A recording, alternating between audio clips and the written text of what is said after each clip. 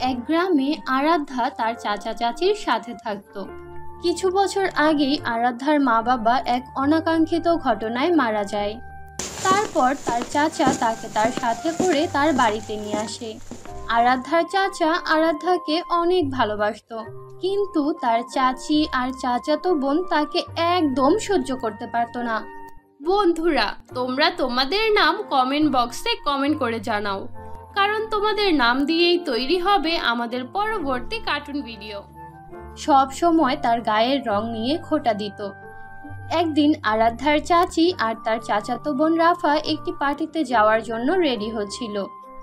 চাচি, আপনারা তো পার্টিতে যাচ্ছেন, আমাকেও নিয়ে চলুন প্লিজ। আমি সারাদিন ঘরের কাজ করতে থাকি, অনেক দিন হয়েছে আমি স্কুল ছেড়ে দিয়েছি, বাইরে বের হওয়া হয় না। আমার খুব ইচ্ছে করে একটু বাইরে বের হতে, আমাকে আপনাদের সাথে করে নিয়ে চলুন না চাচি। মা, তুমি শুনতে পাচ্ছ এই কালিটা কি বলছে? ও নাকি আমাদের সাথে পার্টিতে যাবে। মনে হয় ও আজকে আয়না দিয়ে নিজেকে দেখেনি, নয়তো ওর চেহারাটার সাথে সাথে ওর চোখটাও নষ্ট হয়ে গিয়েছে। হ্যাঁ রে মা, ও হয়তো ওর চেহারা আয়না দিয়ে দেখে না, তাই তো আমাদের সাথে পার্টিতে যেতে চাইছে। শোন কালি, তুই হচ্ছিস এই ঘরের চাকরানি, তোকে আমি এই ঘরে রেখেছি শুধু কাজ করার জন্য, আমাদের সাথে পার্টিতে যাওয়ার জন্য না। আর আমাদের সাথে পার্টিতে যাওয়ার কোনো যোগ্যতা কি তোর আছে? যদি আজকের পর থেকে আর কখনো তুই আমাদের সাথে যেতে চাস কোথাও, তাহলে এর ফল ভালো হবে না। এখন জলদি করে আমার মেয়েকে রেডি করে দে, আর কিছুক্ষণের মধ্যেই আমরা পার্টিতে যাব। চাচি আর রাফার কথা শুনে আরাধ্যা অনেক কষ্ট পায়। তারপর সে কান্না করতে করতেই রাফাকে তৈরি করে দেয়। এই কালি খাসি, আমার লেহেঙ্গার দিকে তাকিয়ে আছিস কেন? কি দেখছিস? হ্যাঁ, এই লেহেঙ্গা পরার যোগ্যতা নেই তোর, বুঝতে পেরেছিস? আমরা এখন চলে যাব। আমরা চলে যাওয়ার পরে ভুলেও এই লেহেঙ্গায় হাত দিবি না। এই লেহেঙ্গায় যদি তুই হাত দিস তাহলে তোর হাত কেটে ফেলবো। বন্ধুরা, তোমরা তোমাদের নাম কমেন্ট বক্সে কমেন্ট করে জানাও, কারণ তোমাদের নাম দিয়েই তৈরি হবে আমাদের পরবর্তী কার্টুন ভিডিও। না রাফা, আজ পর্যন্ত আমি তোমার কোনো জিনিসে হাত দেইনি, তাহলে আজ কেন দেব? তোমরা নিশ্চিন্তে পার্টিতে যাও, আমি এই লেহেঙ্গায় হাত দিব না। তারপর আরাধ্যার চাচি আরাধ্যাকে একটি শুকনো রুটি খেতে দিয়ে তার মেয়েকে নিয়ে পার্টিতে চলে যায়। আরাধ্যার খুব মন খারাপ লাগছিল, তাই সে হাঁটতে হাঁটতে বাগানে যায় আর সেখানে বসেই কান্না করতে থাকে। মা বাবা, তোমরা আমাকে কেন একা ফেলে চলে গেলে? আমাকেও তোমাদের সাথে নিয়ে যেতে পারতে। মা, তুমি তো আমাকে বলতে আমি তোমার রাজকুমারী, তাহলে কেন কেন আমি এত কালো হলাম? চাচি আর রাফা সব সময় আমাকে কালি খাসি বলে ডাকে, আমার খুব কষ্ট হয় মা, খুব কষ্ট হয়। তখন সেখানে একটা বৃদ্ধ মহিলা আসে। মারে, আমাকে কিছু খেতে দিবি? আমার খুব ক্ষুধা পেয়েছে, আজ 3 দিন হয়ে গেছে আমি কিছু খাইনি, দয়া করে আমাকে কিছু খেতে দে।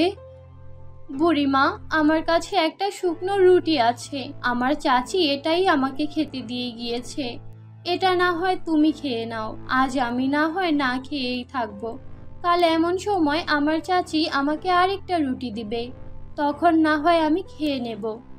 তুই অনেক ভালো বেটি, আমিও তোর জন্য কিছু করতে চাই। এই কথা বলে বুড়িমা তার রূপ বদলে এক পরীর রূপে রূপান্তরিত হয়। আরাধ্যা, তুমি আমাকে সাহায্য করেছো, তাই আমিও তোমাকে সাহায্য করতে চাই। ওই যে জঙ্গলটা দেখছো, ওই জঙ্গলের ভেতর দিয়ে কিছুটা দূরে এগিয়ে গেলেই তুমি একটা কুয়া দেখতে পাবে। তুমি তাকে আমার কথা বলবে, তাহলে সে তোমাকে সাহায্য করবে, আর ওই সাহায্যে তোমার জীবন পাল্টে যাবে। তুমি ওই কুয়ার কাছে যা চাইবে সে তোমাকে তাই দেবে। সত্যি বলছো? সত্যি বলছো তুমি? তাহলে আমি এক্ষুনি যাব। তারপর আরাধ্যা দৌড়ে সেই লেহেঙ্গার কুয়ার কাছে যায় আর সেখানে গিয়ে তাকে সব কথা খুলে বলে। তখন কুয়া তাকে একটা জাদুর লেহেঙ্গা উপহার দেয় আর বলে, আরাধ্যা, এটা একটা জাদুর লেহেঙ্গা, এই লেহেঙ্গা পরার পর তুমি অনেক সুন্দর হয়ে যাবে। আর হ্যাঁ, এই লেহেঙ্গা কেবলমাত্র ভালো লোকেরাই পরতে পারবে, খারাপ লোকেরা এই লেহেঙ্গা পরলে তাদের সাথে অনেক খারাপ কিছু হবে। তবে তুমি ভয় পেও না, তুমি তো ভালো, তাই তো পরিমা তোমাকে আমার কাছে পাঠিয়েছে। এই লেহেঙ্গা তুমি পরবে। আর হ্যাঁ, আর একটা কথা, এই লেহেঙ্গা বছরে একবার তোমার একটি ইচ্ছা পূরণ করবে, তাই বুঝে শুনে ওর কাছে ইচ্ছা পেশ করো। ঠিক আছে জাদুর কুয়া। তারপর আরাধ্যা ওই লেহেঙ্গাটা পরে নেয়, আর ওই লেহেঙ্গাটা পরার সাথে সাথে আরাধ্যা অনেক সুন্দর হয়ে যায়। তারপর আরাধ্যা লেহেঙ্গাটা নিয়ে বাড়ি চলে যায়। সে বাড়ি ফেরার কিছুক্ষণ পর সেখানে চাচি আর রাফা চলে আসে। তারা দুইজন তার এত সুন্দর রূপ দেখে হতবাক হয়ে যায়। মা, এই কালী খাসিটাকে দেখো, ও কত সুন্দর হয়ে গিয়েছে, ওকে তো আমার থেকেও বেশি সুন্দর লাগছে। মা, তুমি ওর এই রূপ এক্ষুনি নষ্ট করে দাও। এই কালী, সত্যি করে বল, এই লেহেঙ্গা তুই কোথায় পেয়েছিস? আর তোকে এত সুন্দর লাগছে কেন? কি কি করেছিস নিজের চেহারায়?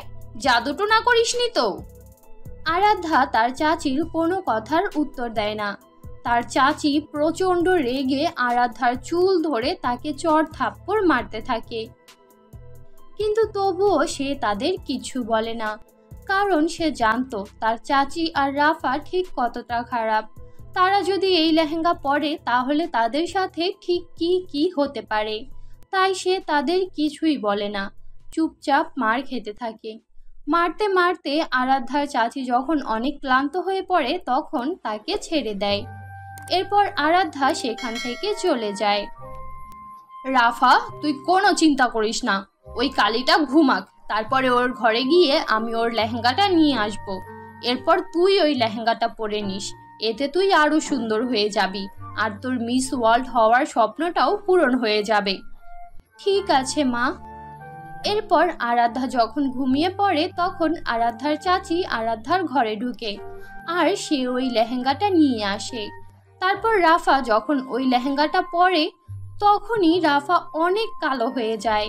সে তার এই অবস্থা দেখে জোরে জোরে কান্না করতে থাকে। মা, মা, এটা আমার সাথে কি হলো? আমি এত কালো হয়ে গেলাম কি করে? তুমি আমার সাথে এমনটা কেন করলে মা, কেন?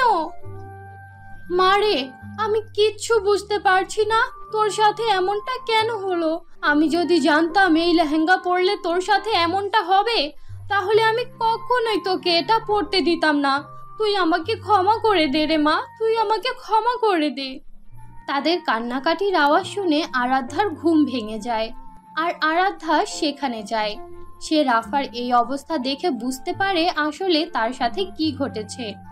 চাচি, এটা তুমি কি করেছো? এটা একটা জাদুর লেহেঙ্গা ছিল। পরীর কুয়া আমাকে এই লেহেঙ্গা দিয়েছে।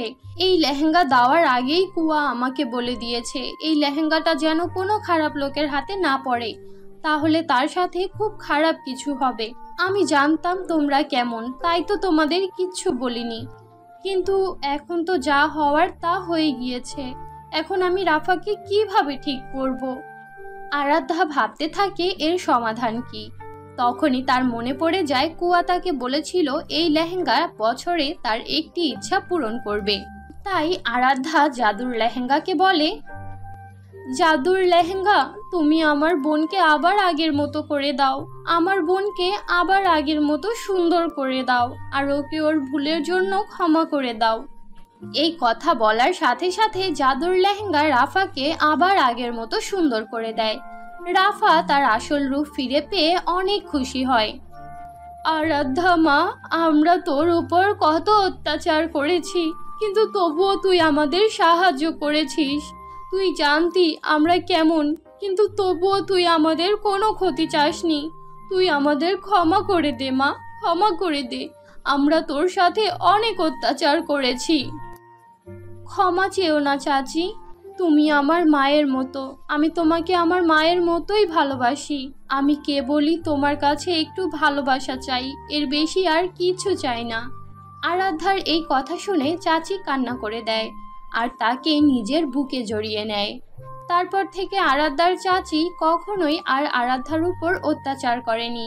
সে রাফাকে ঠিক যেমনভাবে ভালোবেসেছে আরাধ্যাকেও ঠিক তেমনভাবেই ভালোবেসে গিয়েছে। তো বন্ধুরা, এই ছিল আমাদের আজকের গল্প। আশা করি গল্পটি তোমাদের কাছে খুব ভালো লেগেছে। ভালো লাগলে আমাদের আজকের গল্পটিতে একটি লাইক দাও, কমেন্ট করো আর তোমার বন্ধুদের সাথে শেয়ার করো। আর যদি আমাদের চ্যানেলে নতুন হয়ে থাকো তাহলে আমাদের চ্যানেলটি সাবস্ক্রাইব করে পাশে থাকা বেল নোটিফিকেশন অন করে দাও। তো দেখা হচ্ছে পরবর্তী ভিডিওতে। ততক্ষণ পর্যন্ত ভালো থাকো, সুস্থ থাকো। আল্লাহ হাফেজ।